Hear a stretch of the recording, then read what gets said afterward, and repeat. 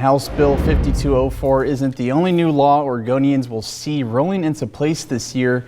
Governor Kotek also signed House Bill 4002, which recriminalizes drugs in Oregon. The new law rolls back voter-approved drug measure 110.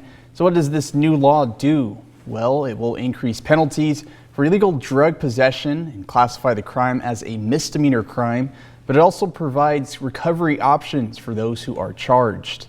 Barry Mangold spoke to police and a public defender in Portland and tells us what changes we can expect to see throughout the state.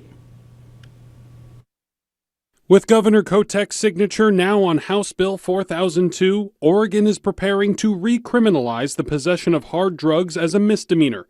But one glaring obstacle, the state's shortage of public defenders, who will inevitably take on more cases when the law goes into effect. I believe as of now there are over 2,800 people in this state who have pending cases but do not have an attorney on their case because of the shortage. Grant Hartley is the director of the Multnomah County Office of Metropolitan Public Defenders. Despite the state committing millions to help bolster the public defender system, Hartley says Oregon needs as many as 1,300 more public defenders. Among the more than 2,800 unrepresented defendants, many are charged with felonies.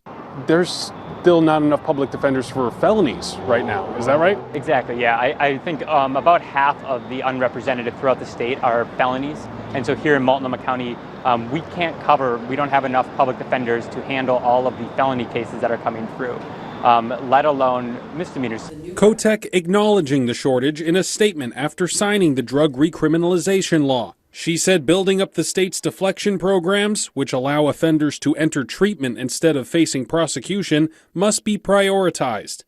Writing in part, quote, courts, Oregon State Police, local law enforcement, defense attorneys, district attorneys, and local behavioral health providers are all critical to these conversations. Under Measure 110, we could not abate those disruptions. Now we can. The president of the Portland Police Union says adding teeth to state drug laws will allow officers to address public drug use more effectively. Whether officers take offenders to jail or to a treatment center will depend on everyone involved coordinating in real time. The relationship between providers and law enforcement is the pathway forward, and if it doesn't exist, if people don't want to work together, this won't work. Now the race is on to make sure that there are treatment centers available to make sure users have the option to seek help to avoid jail time. Hartley says those facilities are sorely needed. My concern really is the public is being, frankly, somewhat misled because they are being told that it's going to be services before jail, but when there are no services, the only result is jail.